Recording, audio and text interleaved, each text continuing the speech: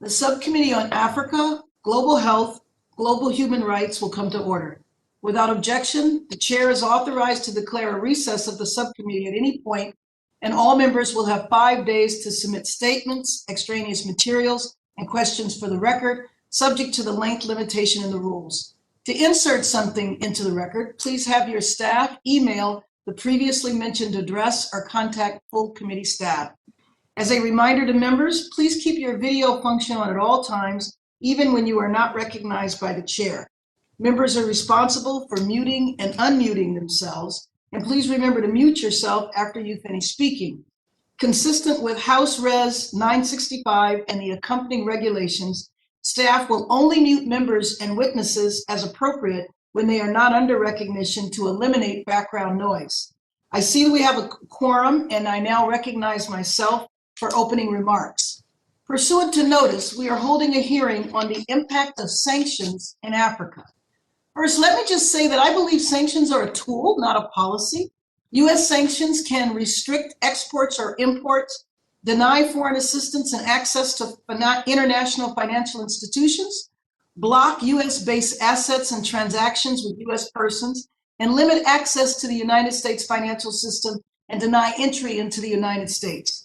Sanctions are a critical instrument of U.S. national security and foreign policy that, when designed and implemented successfully, influence regimes or groups to reverse harmful, illicit behavior, such as human rights abuses, corruption, and terrorism. Sanctions signal a change in diplomatic posture without evoking military action, and are generally designed to implement policy through coercion, such as denying visas, blocking access to financial systems, and banning trades in critical goods and services.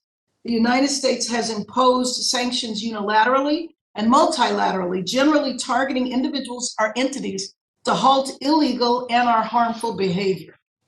Experts note sanctions are more effective when there is a clear mandate, such as a ceasefire, broad international support with explicit guidelines, and a clear exit strategy. In Africa, the United States has active sanction programs in 9 countries with hundreds of individuals, entities, and companies designated under these programs. The majority of these sanctions are designed to prevent terrorism or conflict, dissuade human rights abuses, and combat corruption or financial crimes. So I would like to know from our witnesses if there is an exit strategy for active sanction programs in Africa. Most recently, the administration announced visa restrictions on Ethiopian and Eritrean officials accused of escalating the ongoing war in the Tigray region, where there are continued human rights atrocities. I again urge all of those complicit to cease hostilities and come to a peaceful resolution in the Tigray region. Like most coercive measures, sanctions can and have resulted in unintended consequences, such as delayed humanitarian assistance or economic contraction. Studies show that sanctions can lose their effectiveness, especially when they go on for long periods of time without effect, or when countries on the continent don't agree with the objective. It has been reported that African countries are less likely to enforce the sanctions regimes, and we clearly saw this with the 30-year rule of Bashar in Sudan, a well-known human rights violator, and the willingness of the continent to embrace him for country visits. South Africa, a country once sanctioned during its apartheid regime, borders Zimbabwe and has had a keen interest in the country. Even with its influence on the situation in Zimbabwe, South Africa has never gone along with Western sanctions on the country, which are focused on internal political practices and human rights. South Africa is more concerned about the danger of economic or political collapse in Zimbabwe, which would heavily impact South Africa. I often speak with Zimbabweans, and they repeatedly say that well-meaning targeted sanctions are affecting innocent citizens. The country has seen widespread reversal and cessation of donor funding in the areas of social development, such as environment, health, water, sanitation, education, and infrastructure development. I'd like to ask the panel, in Zimbabwe's case or any other case in Africa, are we over or underusing sanctions in Africa? How can the U.S. improve its messaging to let the people of Zimbabwe know that the sanctions against the country are targeted specifically to individuals and not the country writ large? Sanctions are tangible, And economic sanctions allow the United States and other concerned nations to withhold direct and indirect supports to countries that commit human rights violations. It is important for our panelists to give strong, concrete ways of how to move forward regarding sanctions in Africa.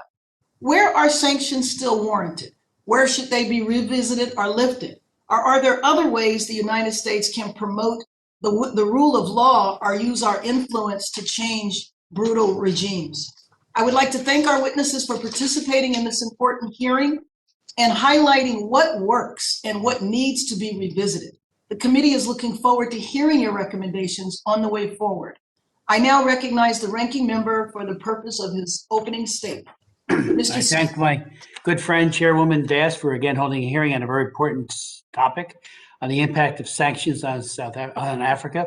I would note parenthetically that I remember in the 1980s, I was a strong supporter of sanctioning South Africa because of apartheid. There were a number of people who made the argument that it hurt more Africans in South Africa than it did the regime. But frankly, when there is such an egregious violation of human rights as that apartheid policy was, it was, I think, necessary to be all in. And I think that made a difference. And I think your point about sanctions over time is very well taken, Madam Chair. And we need to constantly recalibrate to try to make more effective and more efficient sanctions once they are levied. I'd like to affirm that the lodestar of any sanctions regime is how it helps or conversely hurts people on the ground.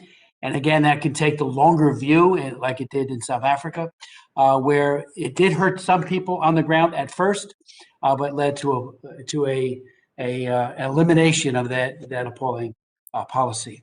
The reason we have sanctions as a tool in the toolbox is to further the benign policy objective of countering bad actors, and ultimately because we desire to help people who suffer under bad and all too often barbaric regimes, and that is global.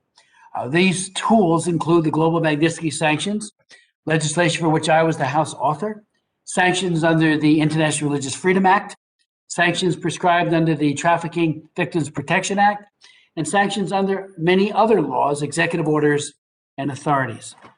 Sanctions judiciously applied over years against the government of Sudan made an enormous difference. 15 years ago, when I met in Khartoum with President Bashir to protest the genocide against the people of Darfur, he spent an enormous amount of time arguing for an end to U.S. sanctions and frankly showed little empathy for the victims of Darfur. I was on my way to Darfur on that trip, and I remember asking him, Mr. President, when was the last time? No, let me amend that. When was the first time you went to Darfur? It was all about sanctions. He wanted those sanctions to be a goner, and that's what he talked about. While there are many ways to address the topic in general terms and in the abstract, I'd like to use this opportunity to discuss the sanction of certain Eritrean actors for abuses amounting to, at a minimum, war crimes and crimes against humanity, both in the Tigray region of Ethiopia and in Eritrea itself against their own people, as well as those who use sanctions to leverage a ceasefire and how to ultimately bring an end to this conflict.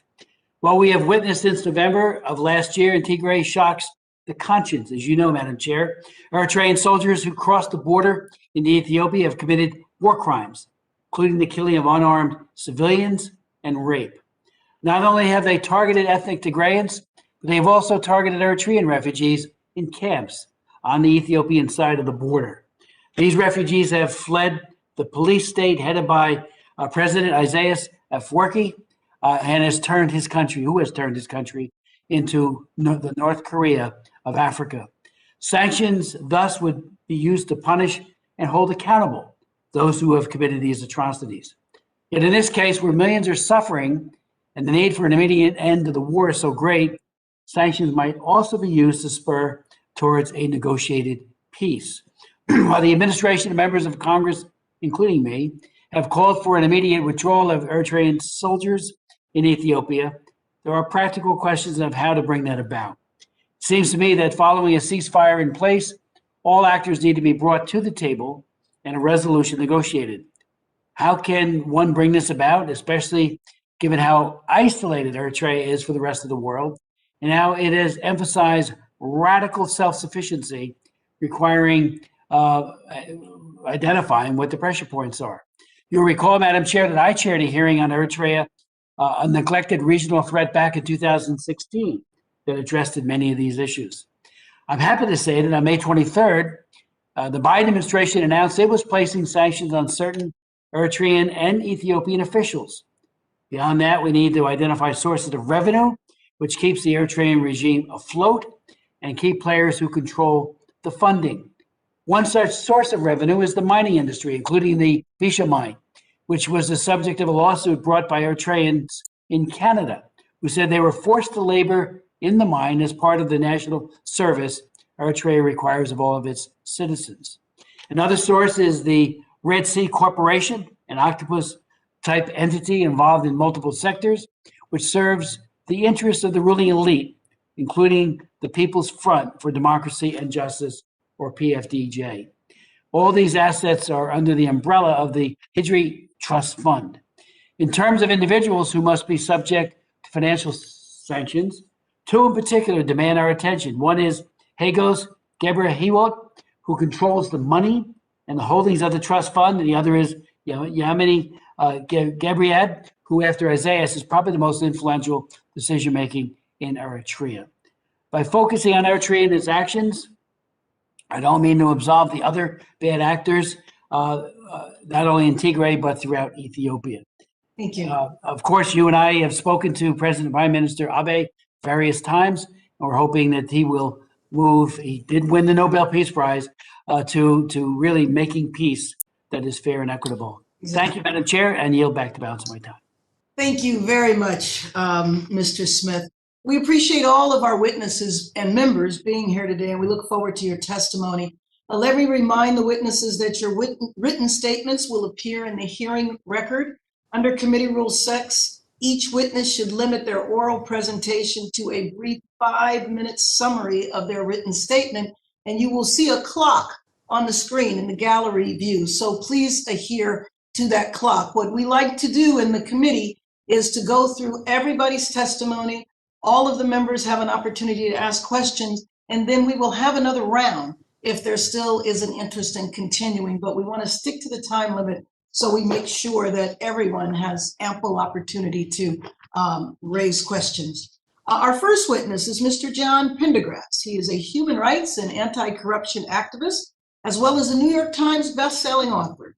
He and George Clooney co-founded the Century Project, an investigative and policy team that follows corruption connected to war criminals and transnational war profiteers. He has worked for the White House, the State Department, 2 members of Congress, the National Intelligence Council, UNICEF, Human Rights Watch, the International Crisis Group, and the U.S. Institute of the Peace. He has also volunteered in Big Brothers, Big Sisters program for over 35 years and authored several books on Africa. Dr. Bridget Moy serves as Peace Direct's U.S. Executive Director, collaborating with policymakers, donors, and the peace-building community. She has worked for 20 years on international peace and conflict issues with a focus on U.S. foreign policy. She spent 9 years lobbying on foreign policy and peace issues with the Friends Committee on National Legislation, where she developed and led the Peaceful Prevention of Deadly Conflict program. She holds a PhD from George Mason's University School for Conflict Analysis and Resolution, where she focused her dissertation on understanding the motivation of local peacemakers and how the international community can better support them. Noah Gottschalk is Oxfam's Global Policy Lead, where he coordinates the organization's advocacy efforts on conflict, fragility, and migration.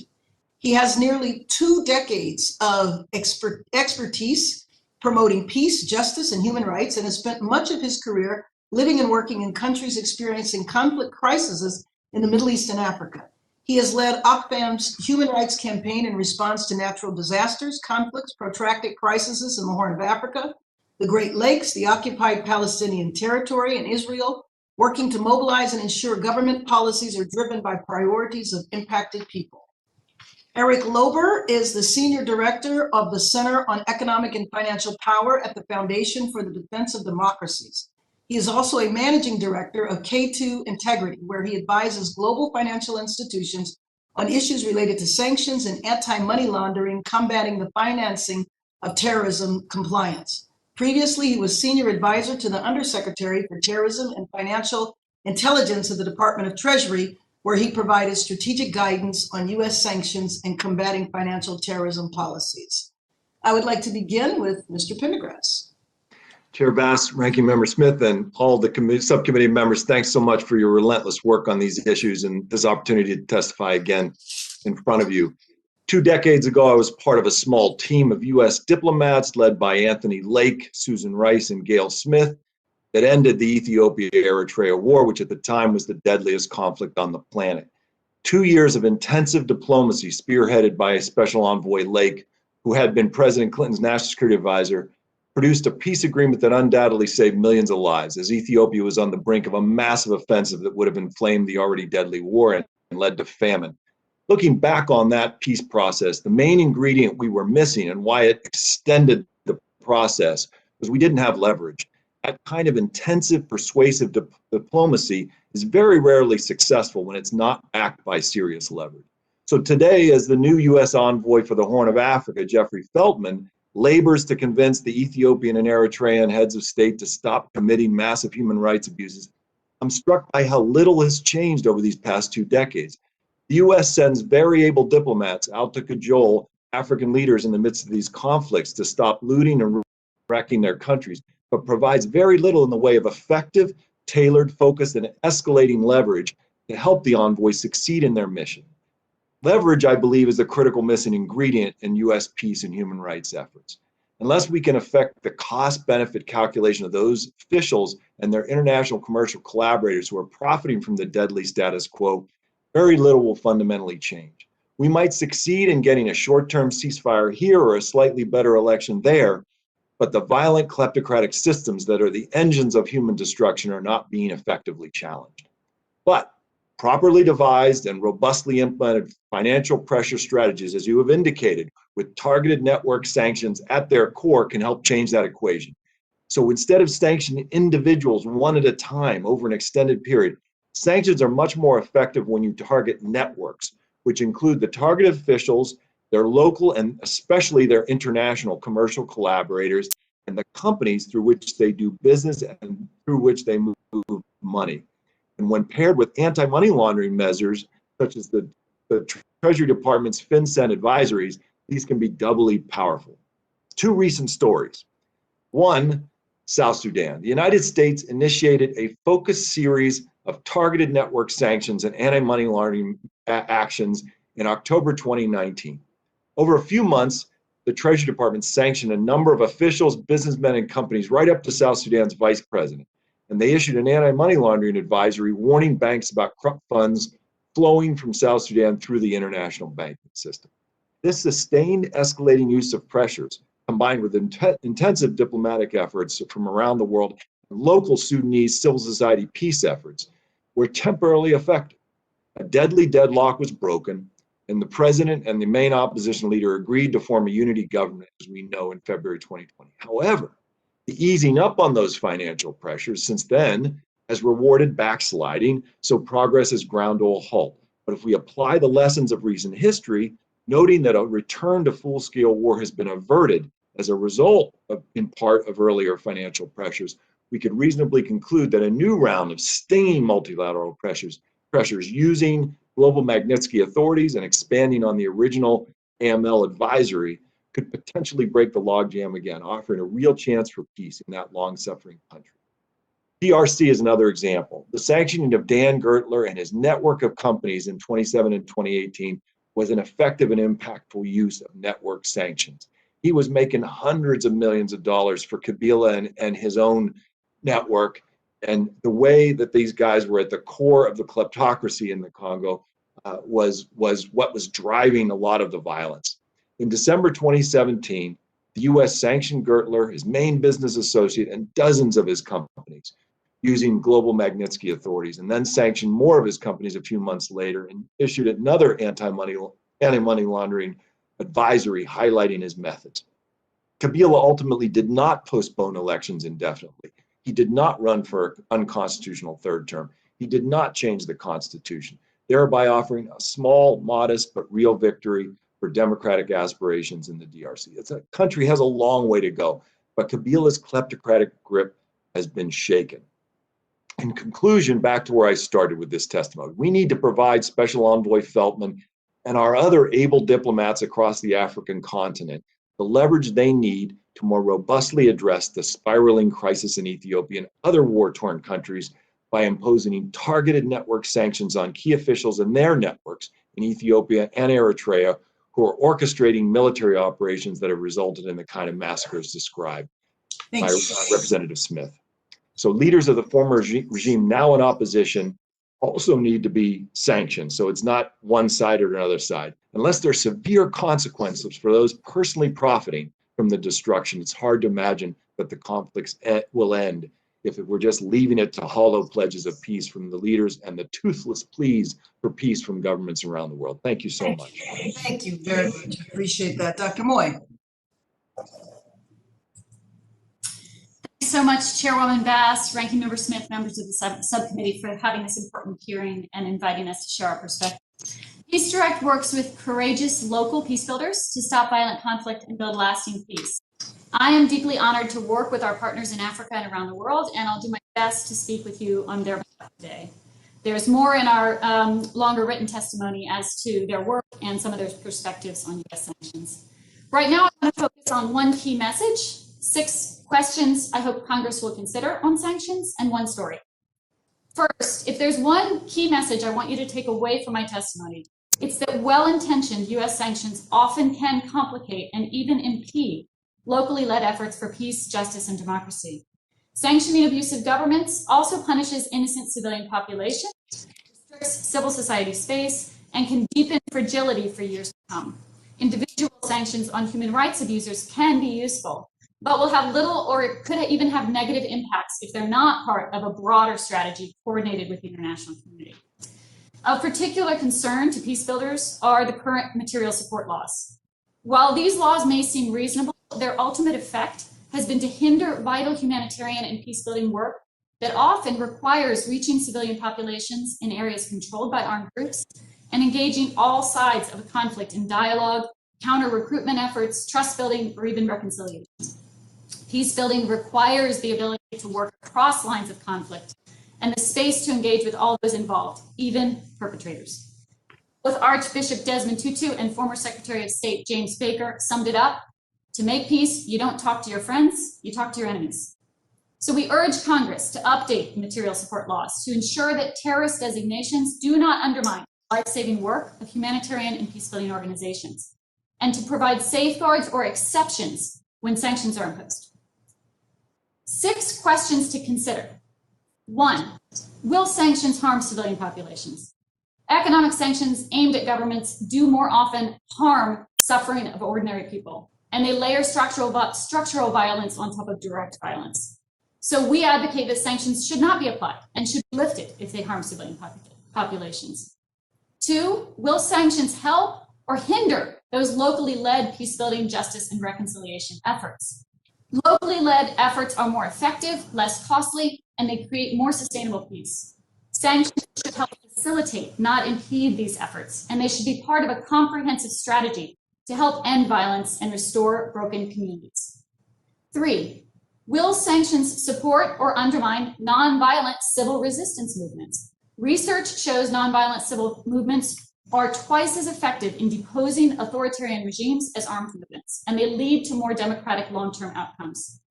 Congress should listen and respond to requests, as in the case of South Africa, for international sanctions from legitimate nonviolent civil society movements. 4, are sanctions part of a comprehensive, coordinated strategy to reduce and peace? And here I want to flag that Congress should ensure sanctions are incorporated into and aligned with the Global Fragility Strategy, which is now required under the Global Fragility Act. 5, what is the role of U.S. military assistance in the conflict? Congress should ensure that the administration's current sanctions review includes a thorough assessment of military assistance and improved accountability to guarantee U.S. weapons do not end up in the hands of armed groups or authoritarian regimes.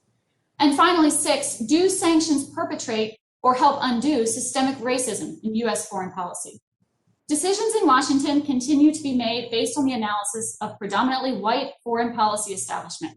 Note this panel of all white people talking about Africa, rather than the lived experiences of those on the receiving ends of policies.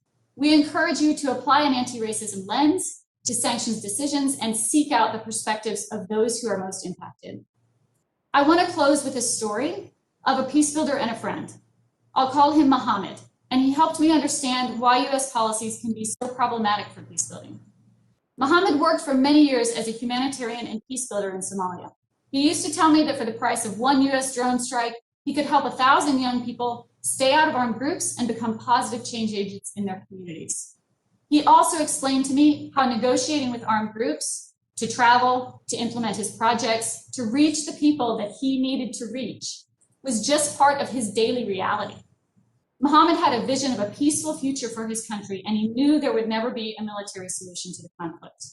He believed that more peace-building efforts, locally led by civil society, and a political process were ultimately the only way out.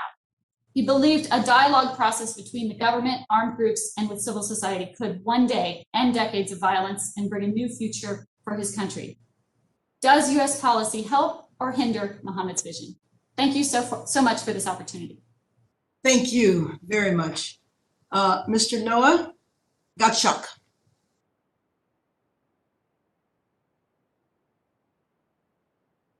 Madam Chair, Ranking Member, and members of the subcommittee, thank you for the opportunity to testify today on behalf of Oxfam and our partners and allies across the continent.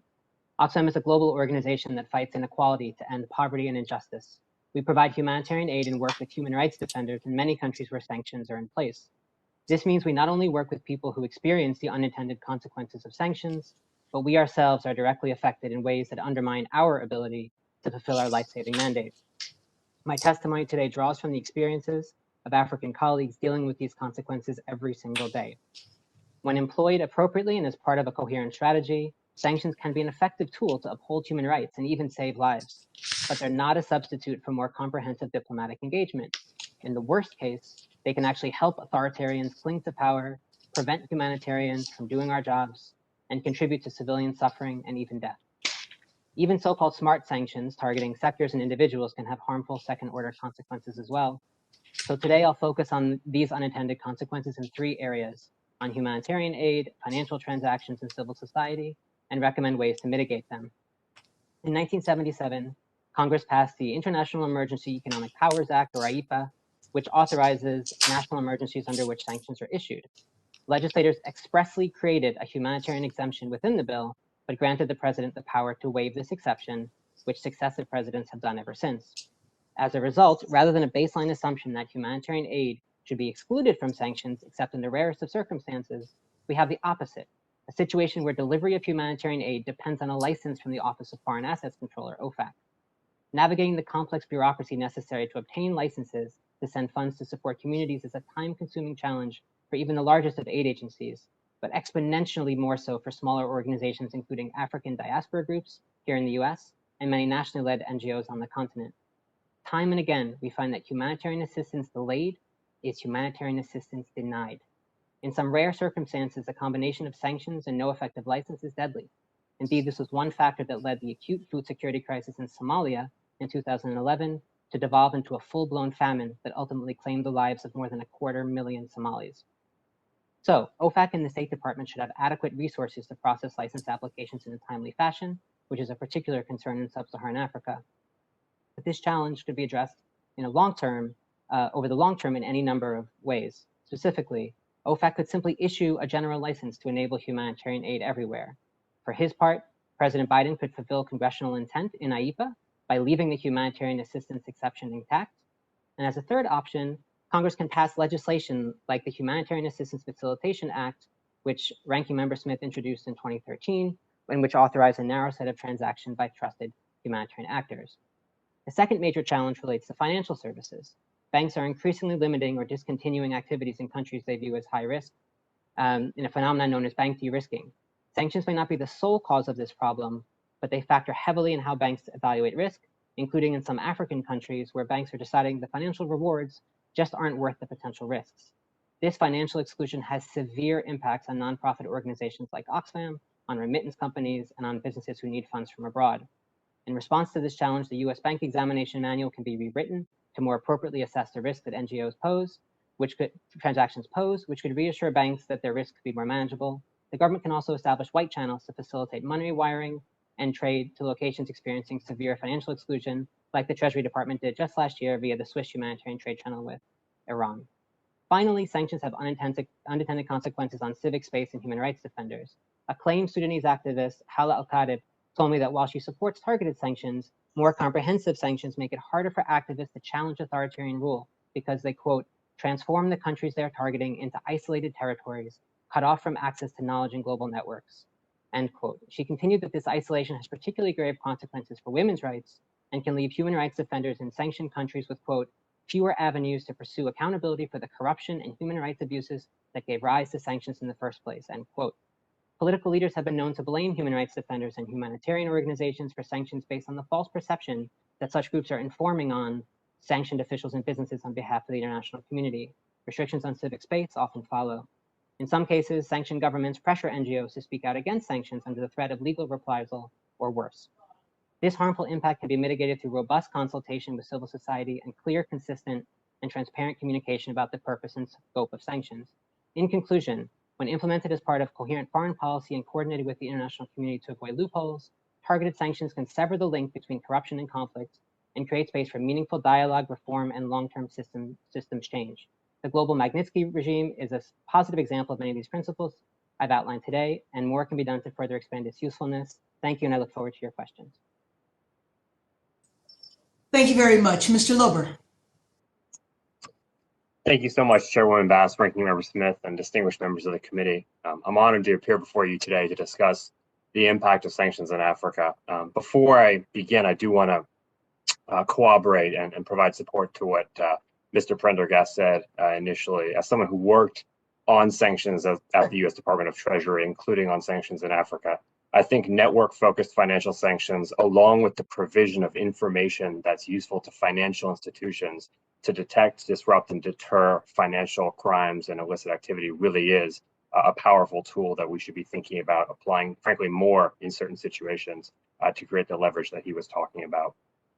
I come before this committee today as an economic sanctions and compliance professional, having worked at the Department of Treasury and having advised financial institutions, corporations, humanitarian organizations, and individuals on ensuring that they operate in compliance with US, EU, and UN sanctions obligations. My testimony today will focus on the United States' use of targeted sanctions in Africa to counter specific corrupt networks, terrorist financing, and human rights abuses. And as we all know, the US applies a wide range of types of sanctions to target threats to its national security. Such sanctions include the comprehensive jurisdictional programs that prohibit US persons from transacting with persons or in certain countries, sectoral programs that prohibit only certain types of transactions, and secondary programs that create sanctions risks for non-US persons who continue to work with particular bad actors or in specific sectors of a sanctioned country's economy, among others.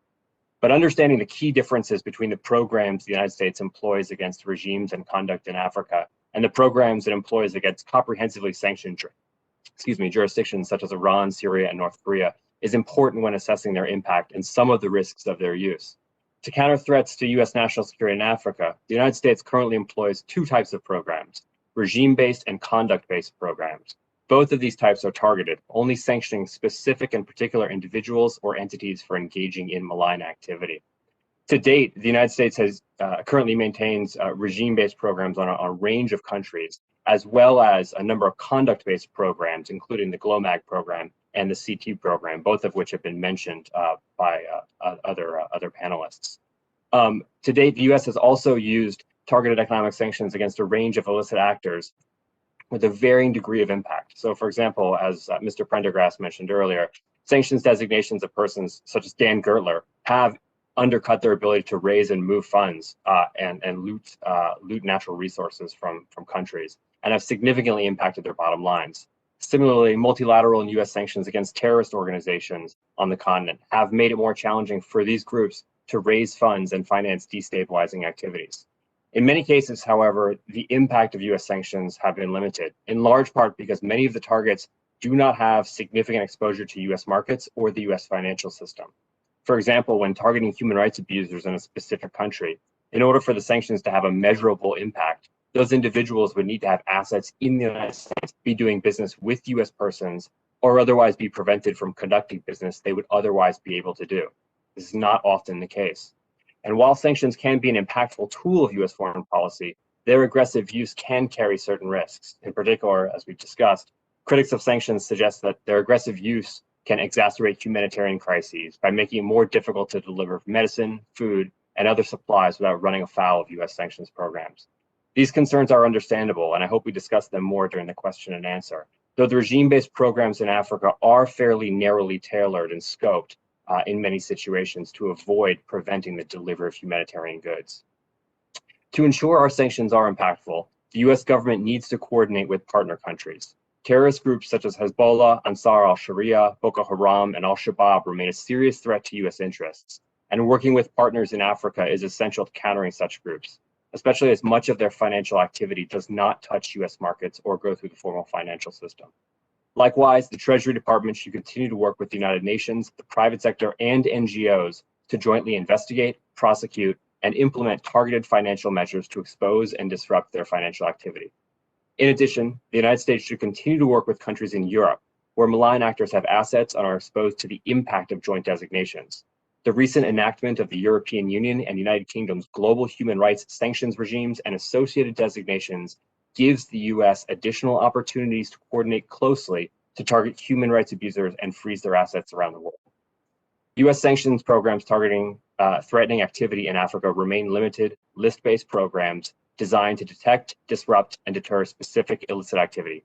Such an approach has upsides, including the ability to narrowly target bad actors, as well as downsides to include potentially limited impact. When considering adjusting these programs, the Treasury and State Departments, as well as Congress, should carefully consider whether sanctions are the right tool to achieve US policy objectives in the region, and whether employing other tools as part of an integrated strategy make more sense. Thank you, and I look forward to your questions. Thank you very much. We will now begin questioning the witnesses under the 5-minute rule. I'll begin, followed by the ranking member, and then we will alternate between parties. Let me once again thank you all for your incredible expertise and your testimony today. And I wanted to drill down a little deeper. So Mr. Pendergrass, you talked about targeting networks, and I wanted to know if you could explain a little more about how you go about doing that. And then I also wanted to, because I know you trace the money, and I know that a lot of foreign actors have a lot of money invested in the United States. And I want to know if in the Century Project, you've actually looked at property and other assets that bad actors around the world might have here. Thank you very much, Representative Bass. Thanks again for having us do this. On the network sanctions, to stick with the example that has been raised today and that I think everyone knows about, Dan Gertler. So if the United States had just sanctioned Kabila's most senior advisor in Kinshasa or one of his top generals, it would have had no impact, because most of these people do not move money through their own bank accounts, through their own names. They have shell companies, they have international facilitators and enablers to allow the money to move. For 20 years, Dan Gertler had been President Kabila's main money mover, main money launderer. So billions of dollars have flowed out of the Congo during this time of tremendous human suffering. And people all over the world have gotten rich because of this. And by the way, as you know, this goes back 500 years to the beginning of the transatlantic slave trade. This isn't some new phenomenon. This is the way we do business with Africa. We extract, we drain it of all the resources we can get and bleed the place dry and leave the scraps for people there. So targeting the nodes of connection into the international financial system is utterly critical. And Gertler represented that main node into the international system for the president of the country. And if my networks, let me ask something. Does that lead to people in the United States? I mean, Girdler, I believe, was an Israeli businessman. Are there people here in the United States that are complicit with that? U.S. citizens, U.S. business people, U.S. companies? yes. I hate to say this because you never want to be, and I'm not even in a government agency. I remember the old days when I had to say, I'm not at liberty to talk about this. But there is a major work going on right now looking at where some of those assets are in the United States. And I think over the course of the next 6 months, we're going to see some action. But indeed, yes, principally, these guys will go to Europe, in Belgium and France, particularly. This is why we need to. So going back to Eric's earlier comments, we have to multilateralize these sanctions efforts and anti-money laundering efforts, and a lot of that is being done. And you're seeing that from Treasury departments going back to President Clinton all the way through to the present. And so, but much, much more could be done. And providing that evidence that's being collected primarily by civil society organizations and by journalists, and turning it over to banks and turning it over to the U.S. government, European Union, and other folks who have where the assets are located now. Right. That's the key action. I think you've hit the target. Thank you. And Mr. Lober, I wanted to know if you could give me an example of an African country where sanctions really brought about change and then we lifted them. And then I want to know if you could comment about Zimbabwe, where we've had sanctions for over 20 years, and I don't know what we have accomplished. Thank you, Chairwoman. I mean, I think the best example you have, and I think Ranking Member Smith mentioned this, was the progress of the Sudan program over a period of approximately 15 years. I mean, Sudan, while everything there is obviously, and while there are many things there which are still problematic, it has ceased its support for terrorism, for national terrorism. It did cease procurement of North Korean arms. It was involved in North Korean arms sales. Some of the human rights abuse issues are no longer as prevalent or as problematic as they once were. And as a result of the sanctions pressure, primarily, as Mr. Smith was talking about, Sudan did come in many important ways from the international cold. On the Zimbabwe point, very, very quickly, because I see time is running out, but in many ways, the sanctions on Zimbabwe haven't focused on those primary financial facilitators like Dan Gertler that really do put pressure on the regime. They've been primarily against specific individuals, government officials in Zimbabwe. Well, in our second round, I'll come back and ask more questions specifically on the Zimbabwe. Mr. Smith. Thank you very much, Madam Chair. And John Pendergrass, thank you for your many decades of tremendous work. You really were the lightning rod when it came to Darfur and other terrible atrocities. So I again want to thank you for that longstanding commitment. And your point about networks and leveraging are so on point. And I know Mr. Lober and maybe the other panelists would agree with that, because if you can evade with plausible deniability legally that you're the one and it's your network that's doing it all, a personal sanction pursuant to Magnitsky Act has little or no impact. I would appreciate if you would speak to perhaps the impact that the TPLF has had for the current state of affairs. Was the TPLF's repressive reign that the seeds of today's conflict, I believe, were sown. They had ethnic federalism introduced into the Constitution, which helped fuel ethnic cleansing. They precipitated the immediate crisis by both attacking the northern command of the Ethiopian National Defense Forces and by launching rockets. So there's concern about that. And to the other issue of, and maybe Mr. Lober, you could speak to this. Are there times when there's a clear and compelling case to be made for sanctioning an individual or a group of individuals, but then political pressure is imposed? We've seen it in the past with naming of countries, CPC countries, for international religious freedom violations, or naming countries that should be Tier 3 pursuant to the Trafficking Victims Protection Act, who don't get on Tier 3 because of political pressure brought to bear by either regional assistant secretaries or perhaps by the secretary himself. And I'm wondering if that's a problem, that we've missed opportunities. And if you could expand this a little bit further on your work there. And finally, Alexander Zingman was arrested in late March in the DR Congo, pursuant to alleged arms dealing. But he was an American and a Belarusian citizen. And I wonder, how far our net of trying to track people goes when they're doing their work, perhaps out of Belarus or somewhere else. They are Americans. Do we tend to, keep a good sense of scrutiny upon what they're doing? So if you could answer some of those questions, I'd appreciate it. Eric, you or me first? They're both. John, go ahead. Okay, thank you. Thanks for the question, Representative Smith. And on the Ethiopia front, the TPLF, something that hasn't really come out a lot in the conventional news reporting is that TPLF consolidated economic power in Ethiopia over the course of the reign since '91, and took over a number of sectors of the economy using government controlled private companies to consolidate, monopolize economic activity in those sectors. So when the TPLF,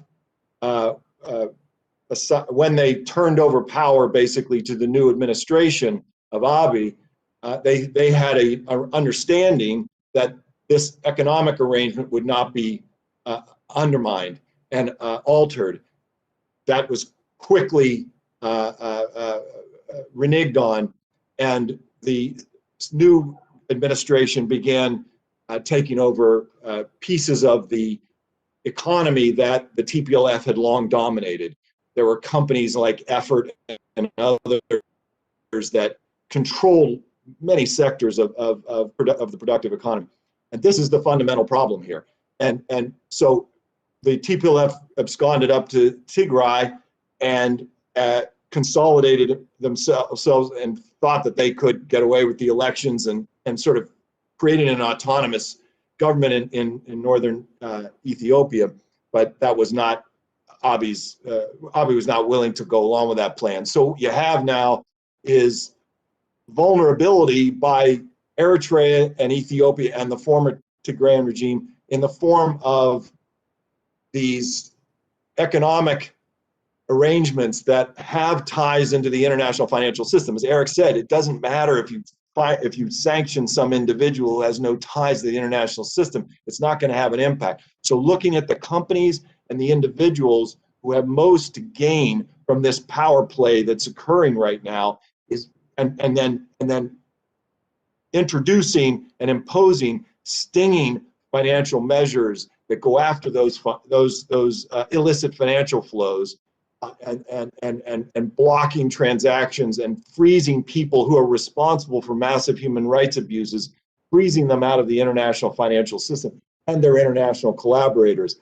That, I think, is where we need to go to give support to the diplomatic efforts and to the local peace efforts that Ethiopians are trying so hard to facilitate themselves. So that's really where I think you look for the points of vulnerability and you understand the singular and unique dynamics in each situation, and you try to apply and create a strategy that actually finds the pain points and hopefully affects the calculations of those that are committing atrocities and those that have the ability to make peace if they choose to do so. Thank you. Vice Chair Omar, would you like to begin your questions? Yes, I wanted to just begin by thanking you, Chairwoman Bass, for holding such an important hearing. I've said before that our committee needs to take a comprehensive look at sanctions policy, and this hearing is a really important part of doing that. One of the striking things that both Ms. Mox and Mr. Gottschalk's testimony is that I think we all agree that your organizations and your partners are doing incredibly important and life-saving work in Africa. And we as members of Congress and members of the Foreign Affairs Committee need to make sure that our sanctions policies are not getting in your way. especially in the places where you work, which are places on earth where you are mostly needed. Ms. Scott, can you give us an example of where sanctions have hindered your partner's work in the context of the COVID pandemic? Sure. Thanks very much for that question. And yes, we're honored to work with our partners around the world, and they're very courageous, so they inspire us every day. COVID has, of course, as in everything, had a big impact on peace building and humanitarian work. This is work that relies on reaching people, reaching populations that may be at risk, that may be living in authoritarian regimes, or maybe living in places where sanctions are imposed. And so what we've seen is, a layering on of hardening, a closing of civil society space. It's more difficult for the work to be done. And in environments where sanctions have played a role, and I'll actually pick up on the Zimbabwe example, because it's an example where even if now you have maybe more focused and targeted sanctions, you have chronic impacts of decades of sanctions on a population, on an economy, on a society.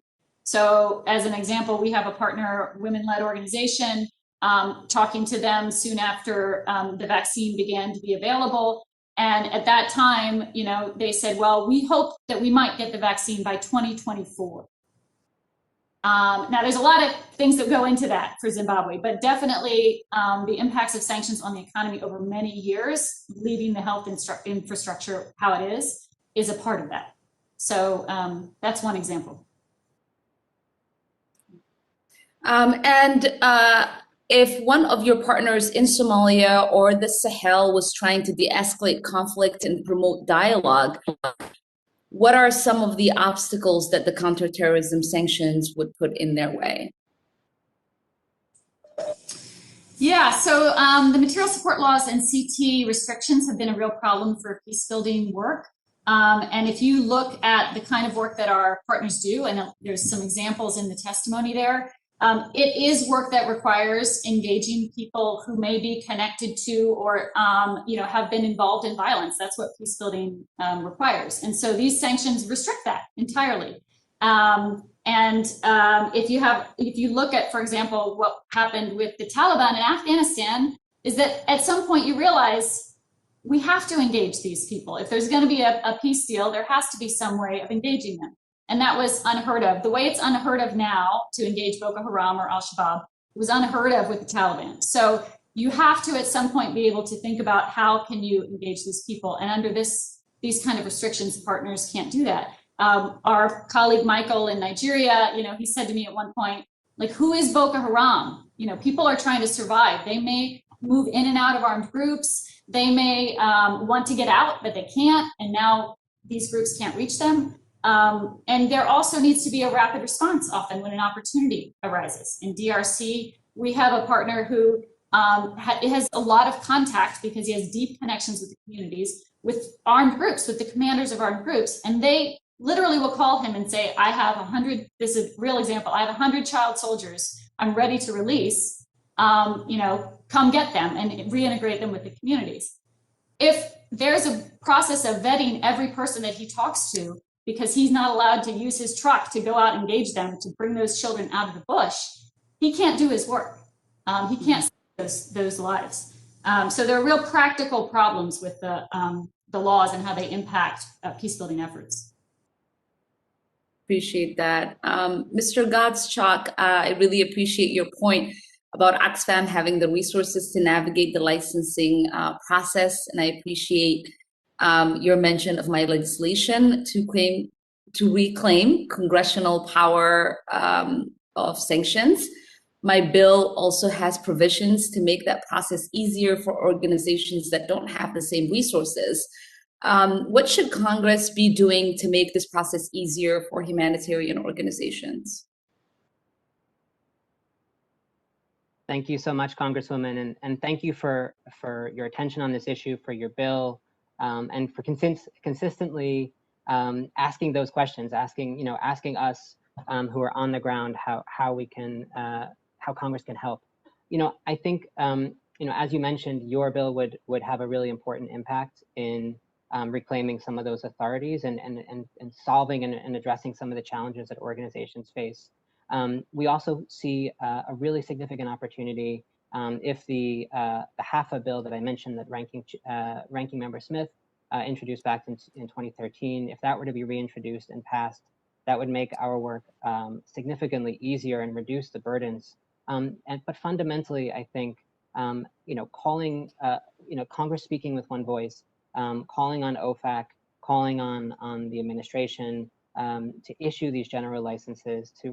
This is a question of restoring congressional intent.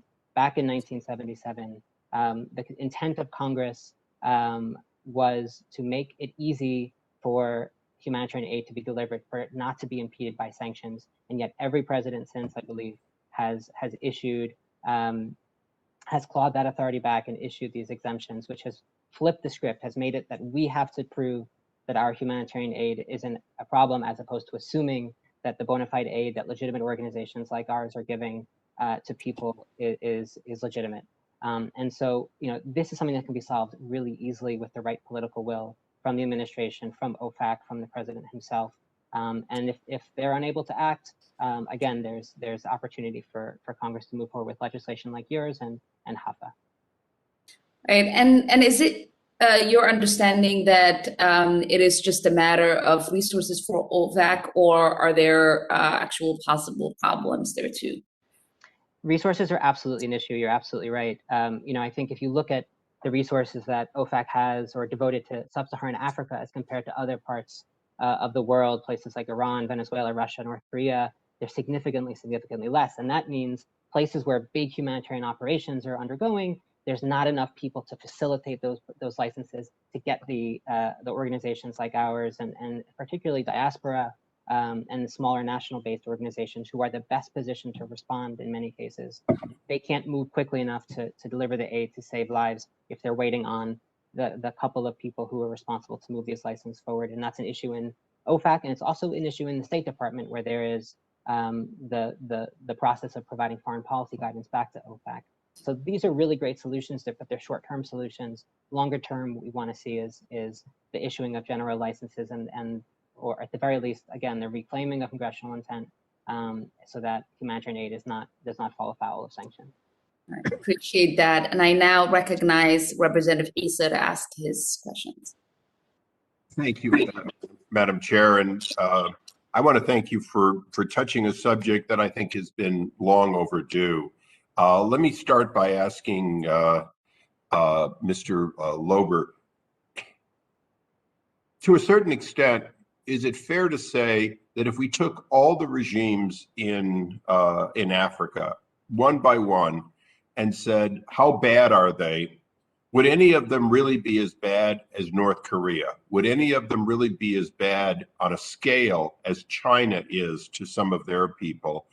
To a certain extent, do we look geopolitically at countries based on size, economic power, and often the continent of Africa comes up short because they lack the importance to the American economy?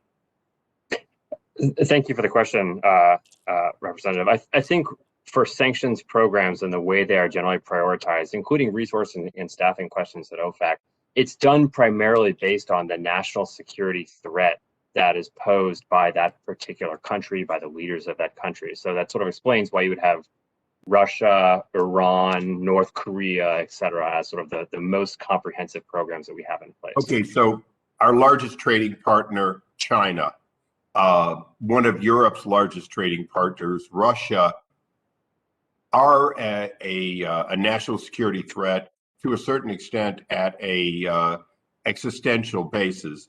Is any country or all the countries combined in Africa a threat to the United States at an existential level? At an existential level, I would probably say no, but there are specific threats that do emanate from various jurisdictions in Africa. I mentioned a couple. We understand, but let's. I want to balance this because I was in Zimbabwe right after Mugabe died and during the transition of power and so on, and I saw a country that we have sanctioned for a very, very long time. And I saw a country that has problems and needs, and met with our ambassador there, and found a country that needs American help, even if it's just to have a program to make sure that the people understand that many of the things their government is allowing them to do is counterproductive to their own benefit. But having said that, let's just look at the continent of Africa for a moment. One of the largest recipients over the last many decades of aid without sanctions has been Nigeria, correct? $500 million a year. Probably the greatest theft of natural resources in all of Africa by their own government. Fair to say, Nigeria?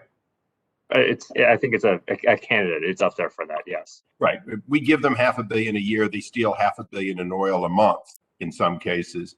So from a standpoint of the flexibility and the accountability of sanctions for effectiveness and sanctions for appropriateness, how does Congress send that message and then audit it so that we don't have countries which are robbing their people blind, but in fact continue and who have inherent wealth get aid from us in a massive area, and then a country where just helping them get back to the country they once were with if you will sort of U.S. aid at the lowest level could be helpful, they're denied it.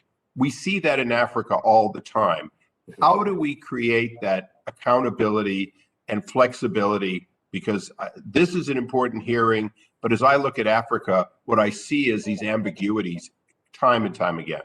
Yeah, I think it's a great question. The recommendation I would propose would be, aggressively use our legal authorities that allow for the targeting of corruption. So if you do see the siphoning off of public assets or public proceeds, whether it's directly from U.S. aid or from other sources, targeting, sanctioning, and working with international allies to go after those individuals and to freeze their funds.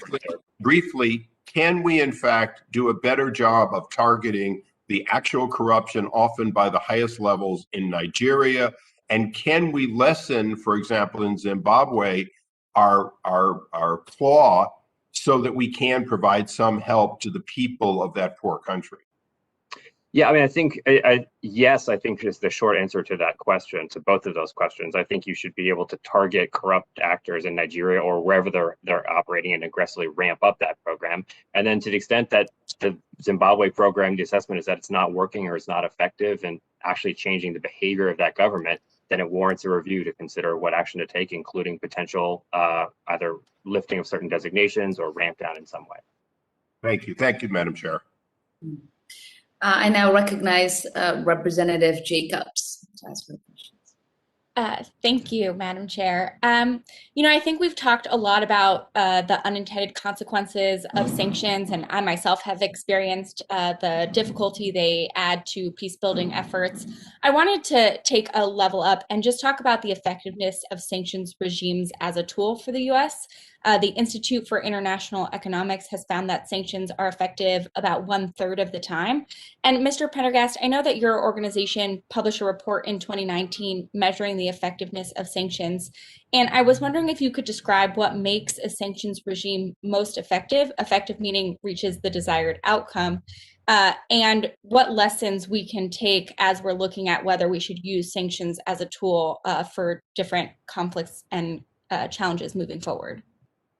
Thank you, Congresswoman. What doesn't work are the kinds of things that have been brought up today. Zimbabwe, we imposed these sanctions 20 years ago. There's no follow-up. They were on individuals. They have no real impact on the individuals that have been sanctioned, but then those officials can say it's the sanctions that is causing the humanitarian misery, the human misery in the country. And it's an absolute fiasco. Sudan, had an impact in the sense that it was just cratered the ability of the regime, Omar al-Bashir's regime, to access international finance, but it also had tremendous impacts on the broader population, this kind of comprehensive sanctions.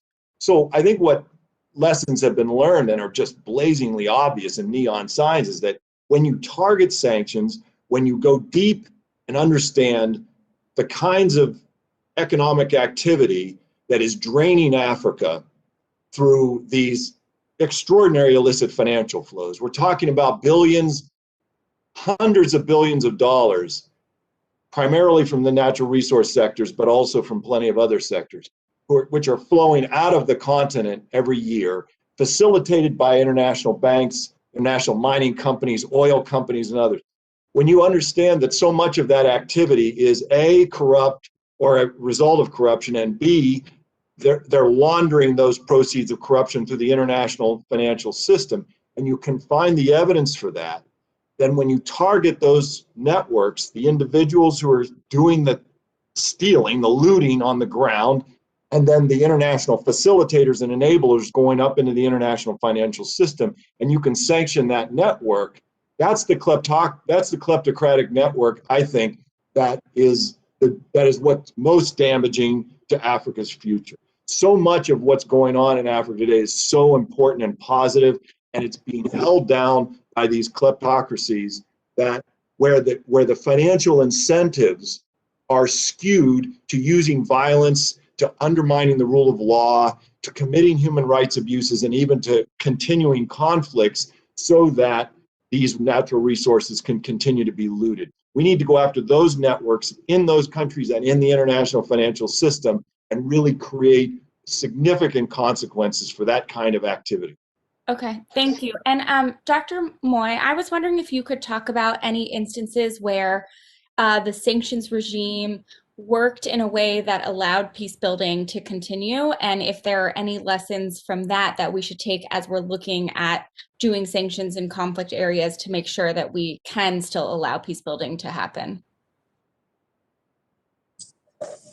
I mean, I think the classic example of South Africa is the one that's often pointed to. And I would say a really key factor there is a civil society movement that was actively asking the international community to use sanctions. And so that's kind of the, like, I would say, check, like, that's what to check. Is there an organized, legitimate, nonviolent movement in the country that is actively asking for sanctions? Still, there can be complications. So in Myanmar right now, you have requests from civil society for sanctions against, members of the military junta, etc. You are still going to have the problems that Noah was raising about the banks and de-risking. And this sounds like, I am not a financial person. So like you start talking about de-risking and my mind starts to like float away. But this is a very practical problem. So in Sudan, when there were sanctions, aimed for good purpose, maybe having some positive impact even, we could argue about that, John, maybe. But even if they were having positive impact on one thing, we couldn't get any bank to transfer funds to local peace committees on the ground in South Kordofan who were doing work to literally stop violence between communities because the banks are too scared once the US puts sanctions on a country. So you have to figure out, this is something Congress has to figure out, like how do you balance these things and make sure that you mitigate these unintended consequences anytime you're looking at sanctions. So it's not easy. There's a letter from 55 civil society organizations from March 26th that lays out a lot of these problems, including some of the COVID-related problems, and it has specific solutions for Treasury. So I would point you to that letter. I know it went to Representative Meeks and McCall, and hopefully the committee has it. Thank you. I yield back.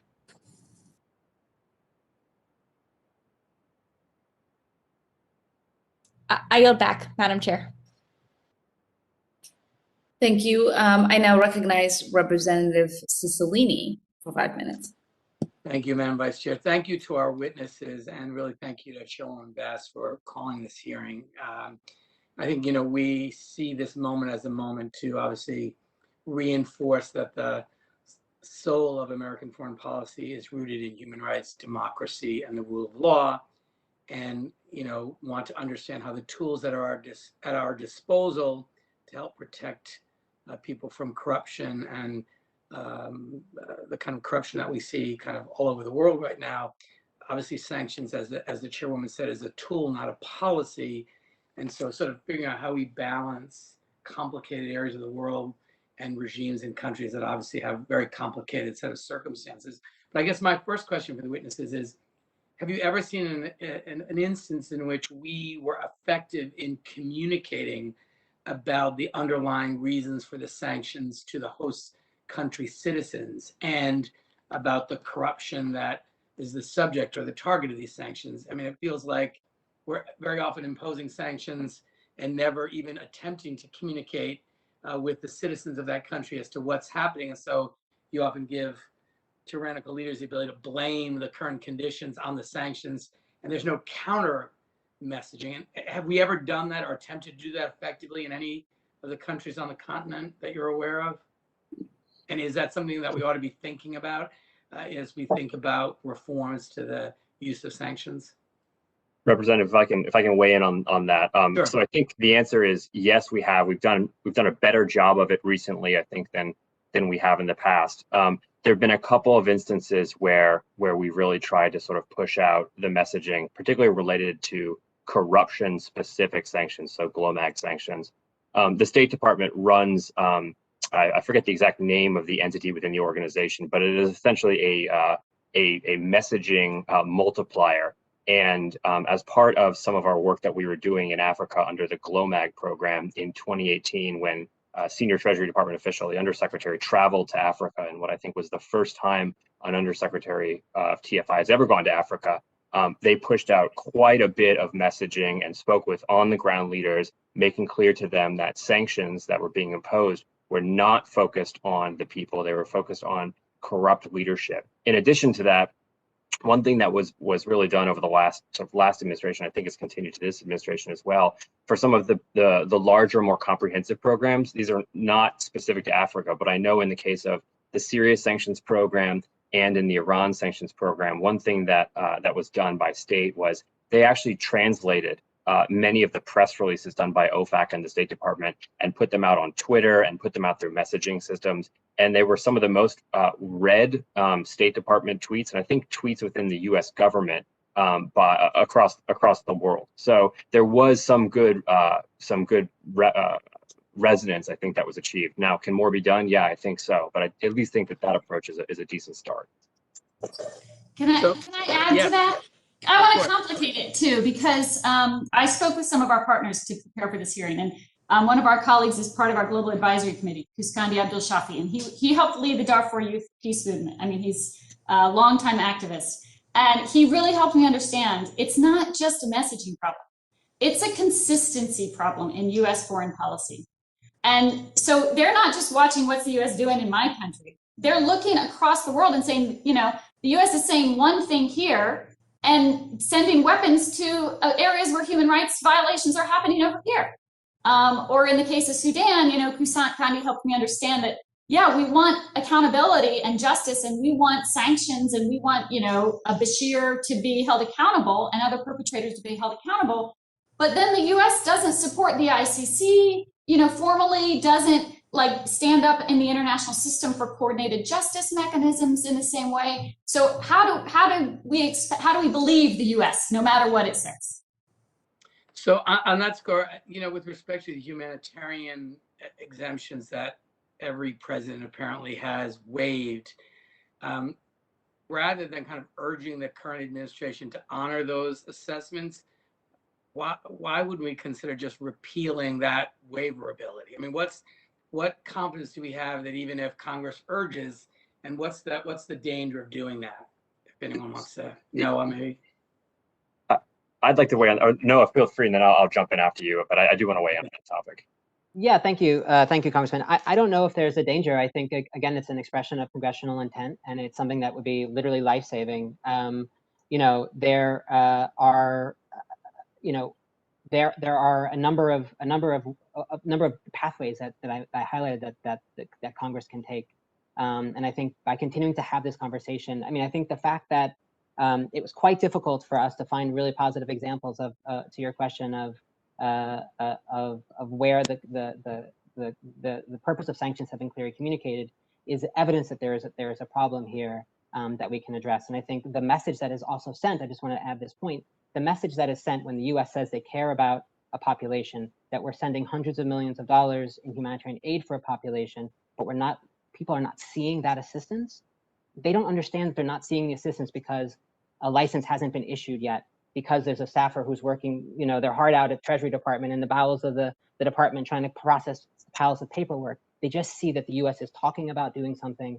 They're talking about sanctioning, they're talking about punishing, but they're not seeing the assistance come through. And that's something that can be resolved by putting a global exemption in place for humanitarian assistance. And Congress, again, has a role to do that. Thank you. Thank you. So that concludes our first round of questions. If members want to stay for a second round, we will be able to extend our hearing. I know that I'm going to start with Ranking Member Ranking Member Smith to take up the first 5 minutes. Actually, Madam Vice Chair. Chairwoman Bass? Yes, if you don't mind. Excuse me, Mr. Smith, do you mind if I jump in here and ask? I stopped off at Zimbabwe and wanted to ask, specifically about our 20 years of sanctions in Zimbabwe. What have we accomplished? What do we need to do? And I would like if each of you could respond. Maybe I'll start with Dr. Moy. I don't think we accomplished much. I don't think Mugabe went without a meal. Okay. Mr. Blender? Mr. Lober? Oh, apologies on that. So I do think that there were some accomplishments, particularly related to sanctions-like authorities, including restrictions on the ability to send repressive equipment, for example, to Zimbabwe. So things like tear gas and similar types of civil equipment used to put down civil unrest.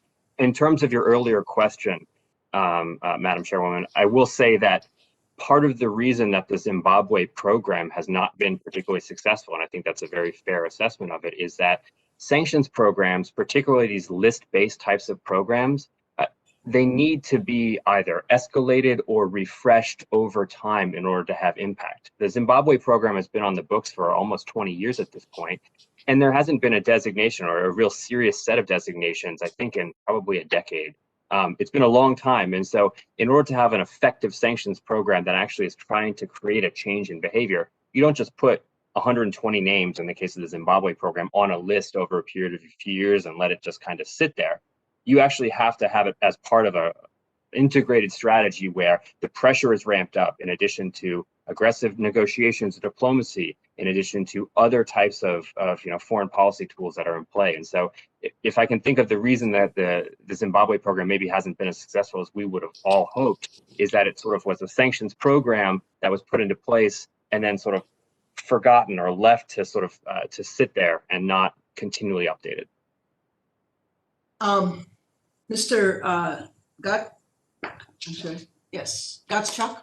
I'll say that Oxfam has worked in Zimbabwe for many, many years, and I consulted with colleagues there before coming before you today, and they in turn consulted with a really wide range of the Zimbabwean partner organizations that we work with.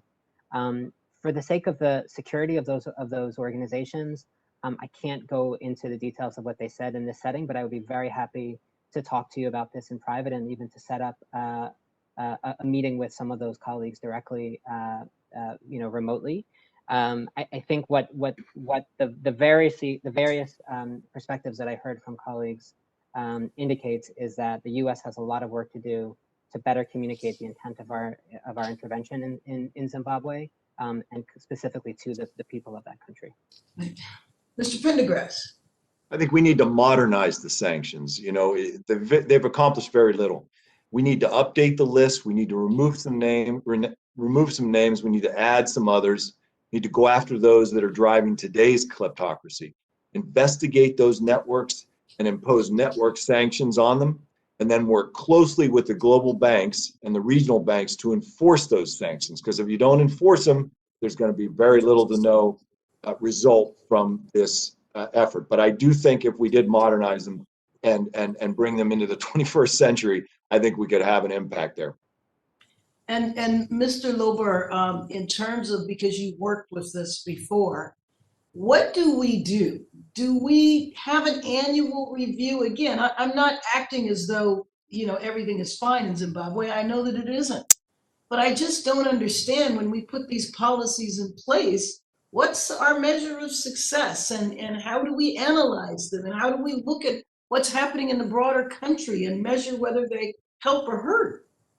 There is a review process. There is an assessment process. Actually, in fact, Treasury is currently conducting a kind of soup to nuts review of all of its sanctions programs. But these sanctions are authorized under Aipa authority, and under Aipa authority, you have to every year go back and continually declare that there's a national emergency related to, in this case, the Zimbabwe situation. During that process, oftentimes there will be a review. It may not be as in-depth as all of us want or as we think should be done, but there will be a review of the current program, the names on the list, whether or not anyone should be potentially delisted. But again, it's not to the point that Mr. Pendergrass was making, that John was making. It's not an aggressive sort of how are we going to really push this program forward and achieve the objectives that we want to achieve with it. Great. Madam Vice Chair, thank you. Ranking Member Smith. Thank you very much, Chairwoman Karen Bass. Let me just ask if you would, just to clarify about COVID-19, which again, we've had a hearing in our committee. It was raised earlier today with Chairman Meeks with the roundtable, and I spoke to that issue of COVID-19 as well. Now, the concern that we have had is that in 2020, the numbers were very low in Africa. A lot of good reasons as to why. Maybe it was underreporting to some extent, but now it seems to be that with variants, it's getting worse. We're not sure how much, but 86,000 or so sub-Saharan Africans have died as a result of it, and there seems to be an uptick that's very disconcerting. Add to that it's very hard to get the vaccines there, with India now redirecting most of its vaccine to its own domestic crisis. So the question was raised earlier about, does sanctions tend to lead to a blockage of this kind of absolute emergency humanitarian aid? And it would apply to other things as well. And my sense is that it's not. And if it is, certainly we would want to know that. But Mr. Lorber, maybe you could speak to that. Do you know of any instance currently where the provision of COVID-19 vaccines or other interventions has been hindered in any way because of a sanctions regime?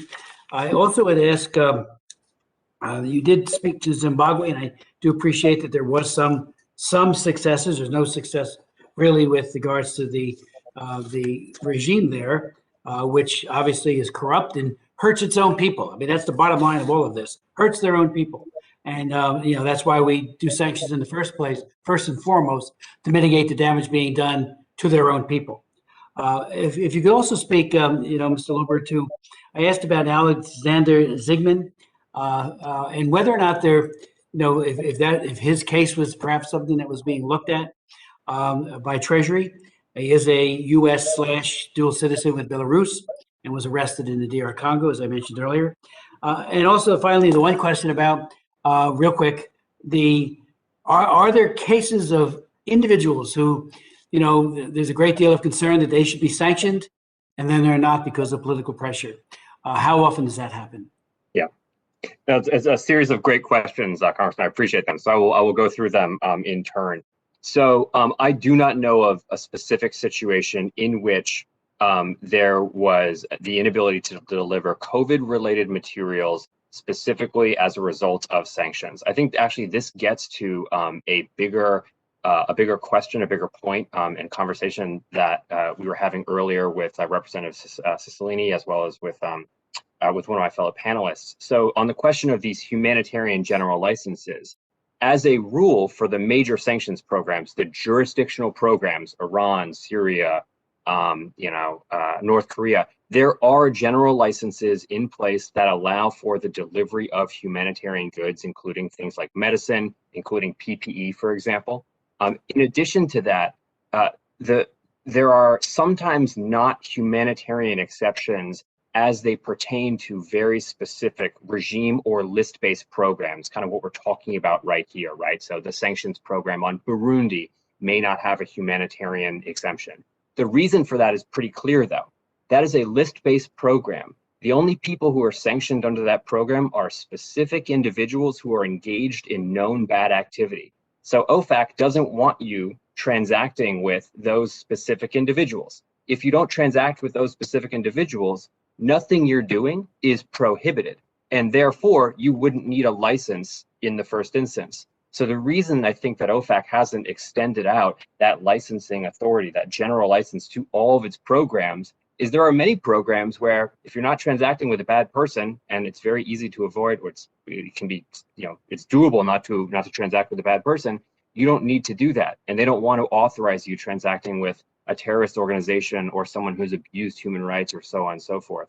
On your other questions, specifically related to the Zygmunt, I don't have any relevant information on that point, so I apologize for that. And then the final question that I was tracking was actually from your prior question about, have you ever seen any sort of political pressure where there's clear and compelling evidence to take a sanctions action, but that political pressure weighs in?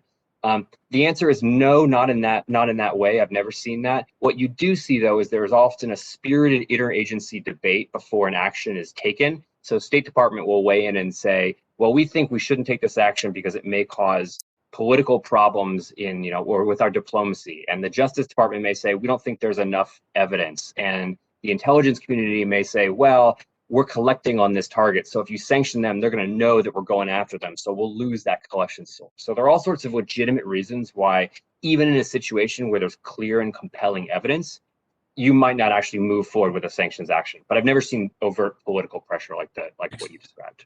That sounds like due diligence. Exactly right. Exactly right. Very much. Any, thank you very much, and I yield back. Thank you. Mr. Gottschalk, I wanted to reference your testimony. You pointed out some crucial points about the second order impact of sanctions. Is it correct that even for organizations that have license to operate in places where sanctions are in place, that there's still problems with getting banks to transfer money into those countries? Thanks, Congresswoman. Yes, absolutely, it's a problem. If I could just beg your indulgence for just a few moments of your time to respond to a part of the ranking member's question. I think while we haven't yet documented specific instances of COVID vaccines being denied because of sanctions, I think it's safe to say, unfortunately, that if and when those vaccines do become available to countries that have sanctions designations in place, there will be a restriction of access. I think for the time being, our big concern is that the drug corporations are not allowing the what we're asking for, which is the people's vaccine, that this vaccine be shared equally among people around the world. This was a publicly funded vaccine, and we believe that it's a public good, a global public good, and that none of us can be healthy until all of us are healthy. And by sharing the recipe for the pie, we don't have to divide it up in smaller slices. Specifically to your question, Congresswoman, and thank you for that, and thank you for recognizing how these second order impacts happen. I mean, specifically the issue of bank de-risking is a significant problem. But before I come to that, I want to also say that when Secretary Pompeo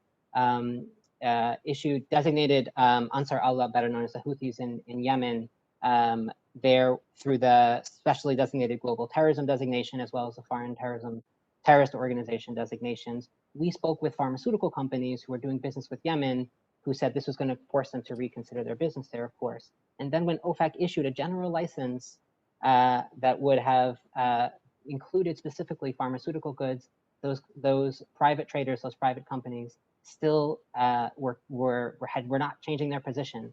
And I think this speaks to the idea that when the risks are so great and the rewards are potentially so small, private companies are not going to do business. And I think, backing up back to the issue of bank de-risking in particular, after 9/11, the regulatory burden was shifted from governments to private corporations, to private banks.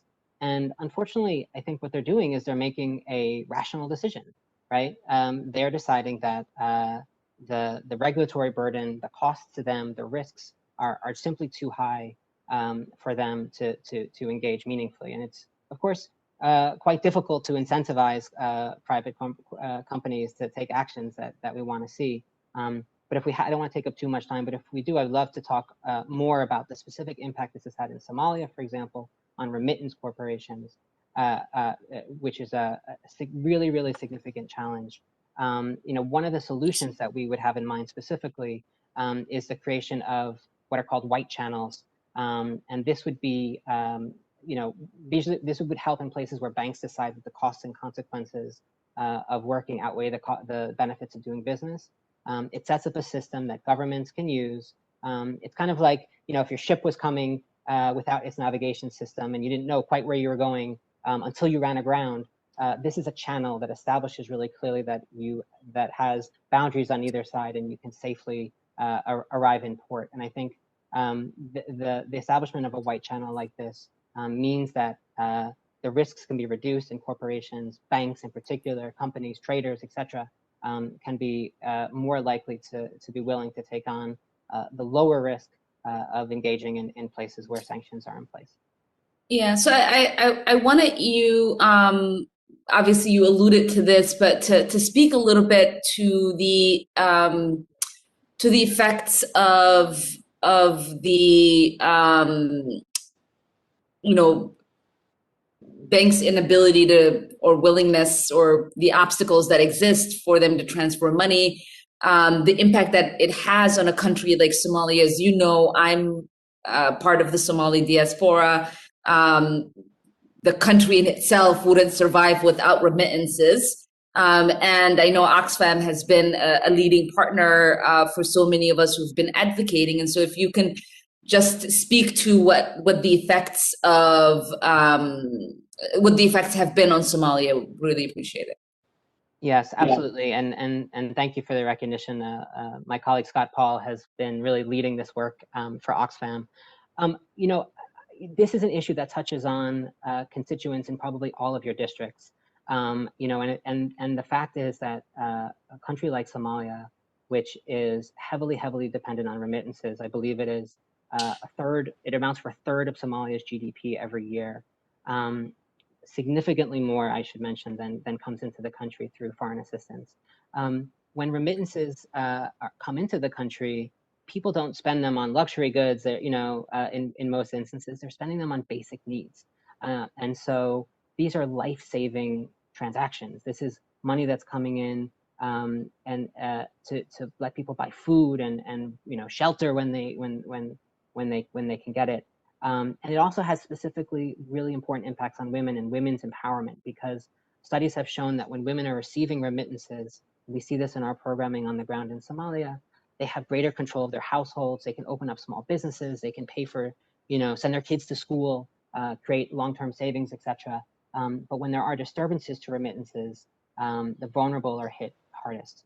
And that's why it's so important to make sure that there aren't those disturbances to remittances, and that they can continue to flow, even as we're pursuing other foreign policy goals in the countries in question.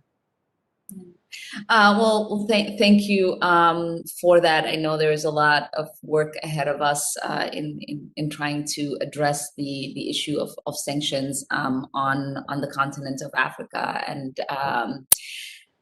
I know our time has come to an end. I wanted to give you all maybe 1 minute, if you had any parting words for people who have tuned in, and for members of Congress, on what you think is one thing or two that they should be focusing on in order to remedy the damages or the negative impacts that sanctions have had on the continent of Africa.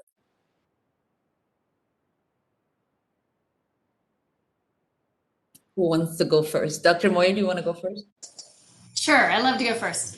Thank you so much. And thank you for the conversation and for the commitment of this committee in grappling with this and with these issues.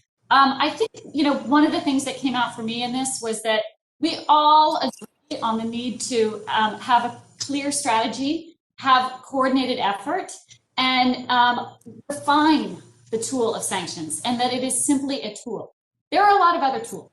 And I think as Congress looks at this strategy for advancing human rights, for advancing peace and security in Africa, really thinking about what is the goal, what is the broad strategy, and what is the goal. If it is to advance peace, human rights, and justice, then let's have a broader approach that utilizes other tools. Peace building work, the work of civil society movements, we believe is the fundamental key to sustainable peace. And that rarely gets the kind of attention, or, it's not grabbing the attention of members of Congress like sanctions does. So really weighing the costs of sanctions, the benefits, really assessing that, and looking at the broader set of tools we can support for peace building and long-term change. Great. Mr. Lorbert?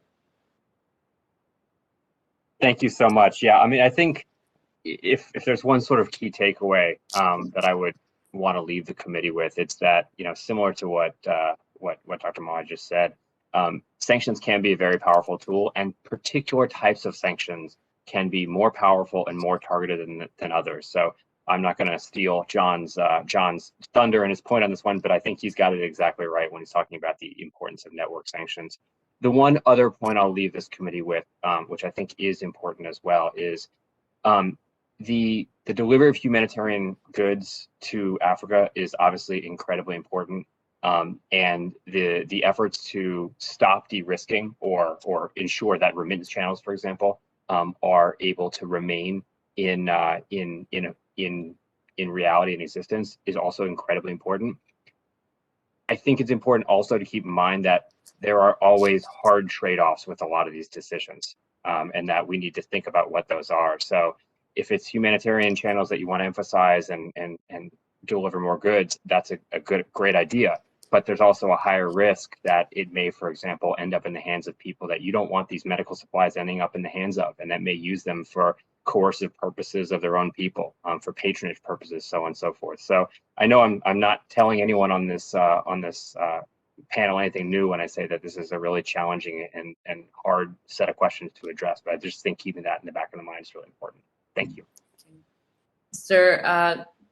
Gottschalk? Thank you. I think, one of the things that I would say is there's a ton of agreement on this panel, right? We all agree that sanctions aren't a policy in and of themselves. They should be part of a policy. We all agree that they should be targeted as much as possible to do as much positive, to create as much positive impact and as much leverage as possible. And we all agree that they should avoid impacting, people who are not the intended targets and those unintended consequences. And I think what I would leave the members of Congress here with today is that you have the tools at your disposal through Ranking Member Smith's HAFA bill, through Representative Omar's sanctions oversight bill, and through other actions that you can take, continuing to hold hearings like this to make sure that these unintended consequences don't create harm for people, because our fundamental principle should be do no harm. And I think fundamentally at the core of that is listening to civil society, listening to the people who are closest to that harm, to make sure that U.S. policy is promoting human rights and not harming people on the ground. Thank you. And to Mr. Pendergrass. Thank you so much, Representative Omar.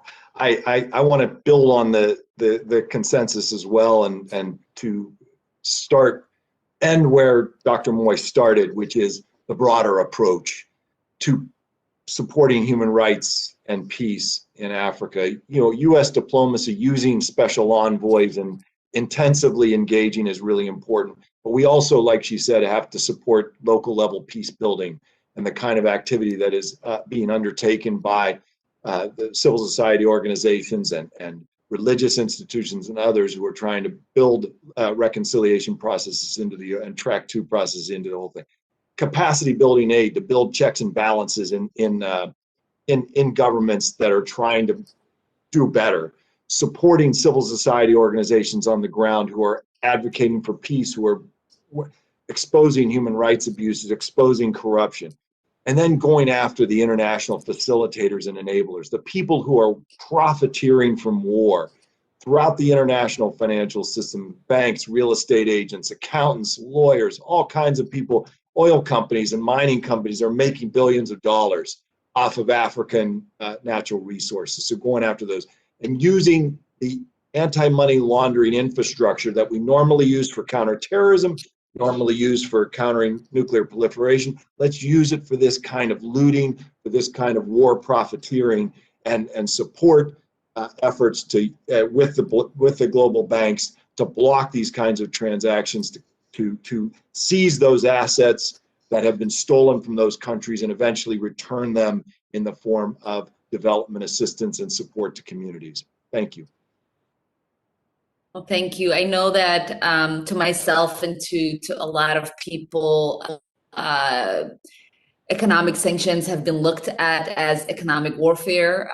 In some countries, there has been a lot of rhetoric from different administrations that talk about crippling the economy and using maximum pressure on different countries in regards to their sanctions. We all can speak to the humanitarian crises that are born out of severe sanctions that are placed on a country. And we can all speak to the fact that there are many countries that have been sanctioned for longer than I have been alive, that have not had any sort of change in their way of governance or their relationship to us or to the Western world.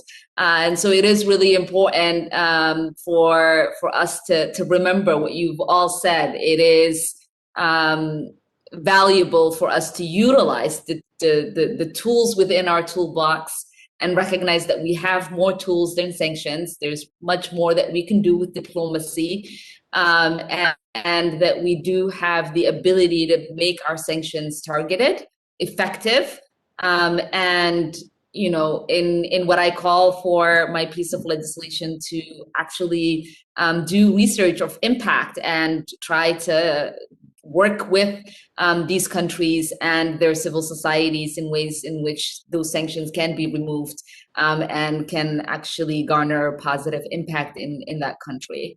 And so I am super grateful that Chairman Bass had called for this hearing that I've been asking for 2.5 years, and that you all came and joined us to be able to do this. I can't really express just how delighted I am that we had this conversation. So thank you all, and thank you everyone. Bye. Thank you. Bye-bye. Thank you so much. Thank you. so much. Bye. All right. Best of luck to you in your work, Representative Omar. It's incredibly important. Thank you.